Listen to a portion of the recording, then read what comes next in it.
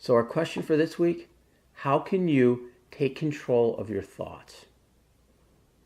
And the answer to the question, conditioning. Now, when we think about physical conditioning, really there's two aspects that come into play. It's diet and exercise.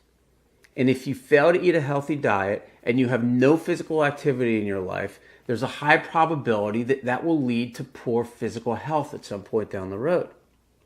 Well, I would submit to you that if you fail to do any mental conditioning, at some point that leads to poor mental health. Now, I'm not suggesting that you're going to become psychotic or that we're talking about mental illness the way we typically think about it. What I am suggesting is that you will not have the ability to control the inner dialogue that's going on inside your mind. It's those stories that are playing over and over again. And if they're negative, they tend to build on each other, and each time they get a little bit worse. So let me give you an example. Your boss gives you a project. And 3 weeks into the project, he comes to you at the very end of the day on Friday and tells you that he's not happy with the work that you're doing on this project. Okay, and so now you take that into your weekend.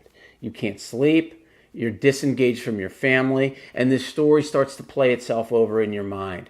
And it first becomes, wow, he's not happy with my work. And then it grows to, wow, I hope that doesn't impact the potential for me to get a raise.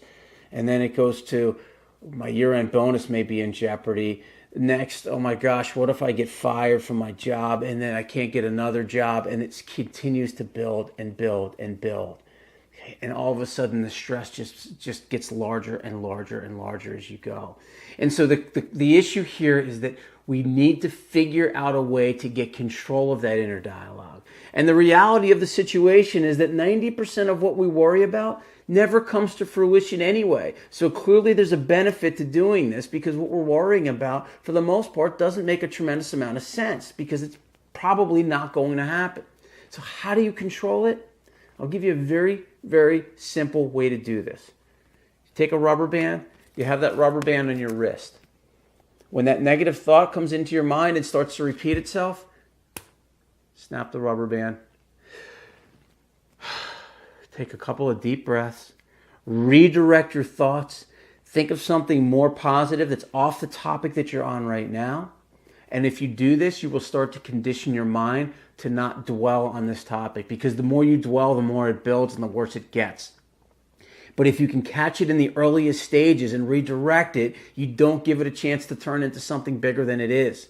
So those negative situations have less impact on you, and now you have the ability to take control of your thoughts.